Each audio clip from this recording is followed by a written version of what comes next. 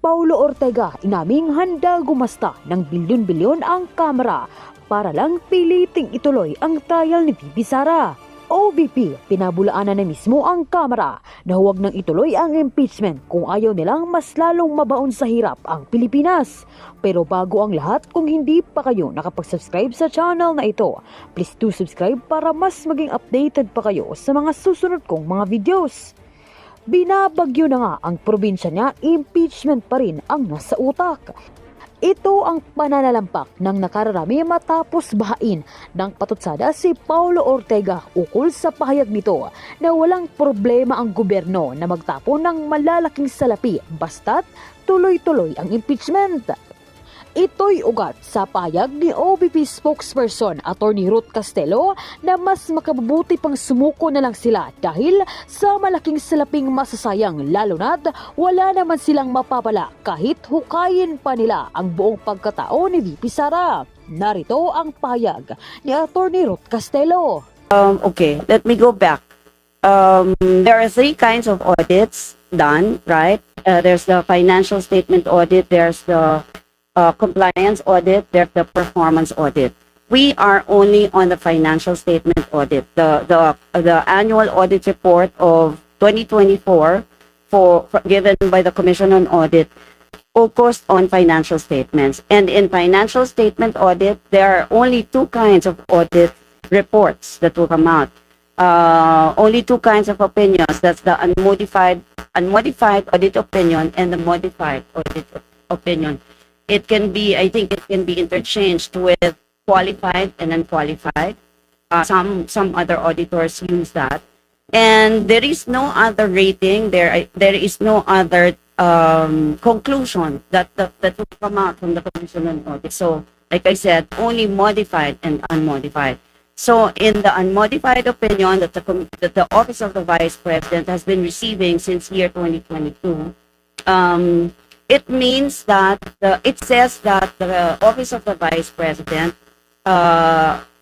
fairly presented the financial statements in all material respects.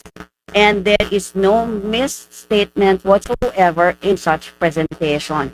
In Tagalog, ang sabi po ng Commission on Audit ay maayos na nailahat ang financial statements, maayos na naipresenta sa Commission on Audit at wala in all respects sa lahat ng anggulo ng financial statements at wala po silang nakitang material misstatement.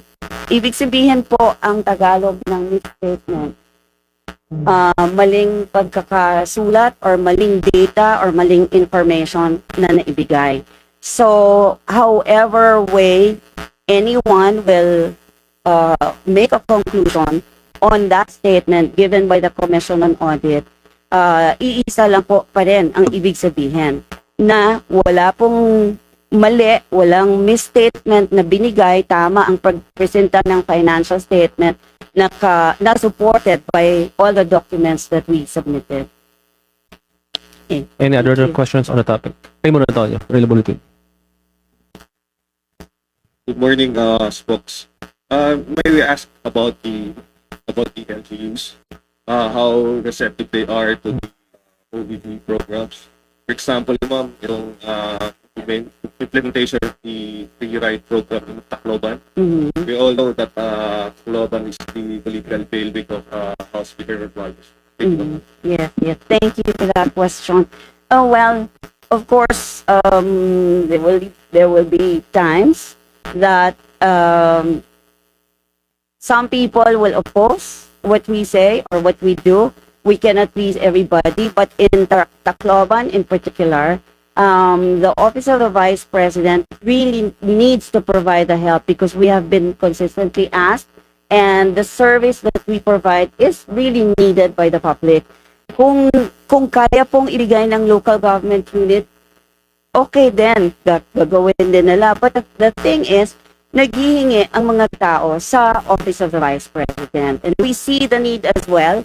Ang sinaservisyo po natin na tao doon sa Tacloban are those that were displaced or relocated during the time of Yolanda. From the Yolanda episode, ito yung mga tao na nilipat ng nilipat kung saan-saan, and then far from the city or far from the downtown. Kaya yun yung sinisilbihan. So from the resettlement site or the relocation site to the downtown and back. Kailangan po ito, kailangan gawin ng Office of the Vice President to be able to service the people in Tacloban. Next topic. Ms. Celerino Monte, NHK.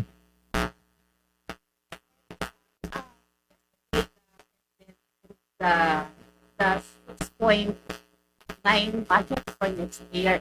How optimistic are you that the proposed budget of the OVP, which is, I think, more than 900 billion, Mhm. will be approved by Congress?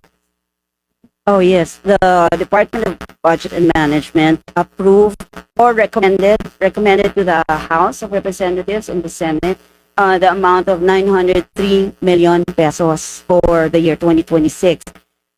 We cannot say if we're sure, or we cannot say also if we're not sure, so we leave it to Congress and we just pray that they grant that budget. Then personally attend the budget hearing, just in case, attend the budget hearing. You mean the Vice President? Yeah, that. Okay, the Vice President? The Vice President. I'm not sure if she will attend the budget hearing, but we have competent staff to defend our budget and explain to Congress why we need this amount of money. Sorry, where's the Vice President right now? And I believe she will be going abroad again. So what will be the agenda of her trip? The Vice President, as far as I know, left the country to visit her father in The Hague, in the Netherlands. But during the SONA, she said that she'll be in another country. Yes, she will be.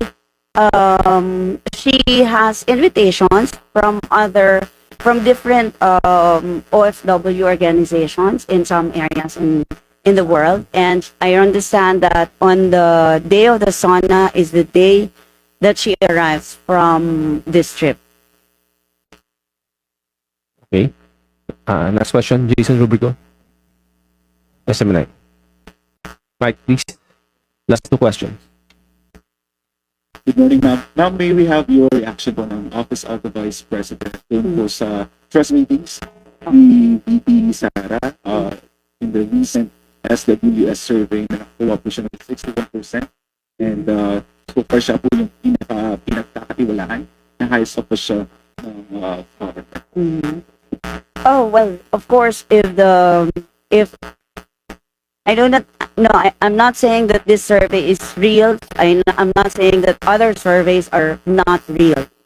But getting a high rating of above 50%, of course, will make anyone happy, including the Vice President.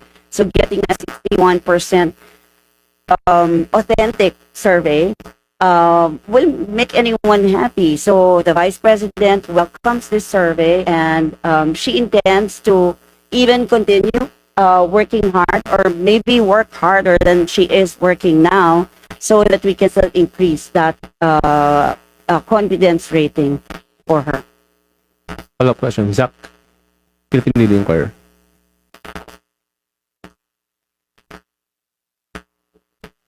Mike. There's this SWS survey where it's sinabi po na majority ng Filipinos, or 66%, believe that Vice President Sara should face the impeachment court to formally address charges. Okay.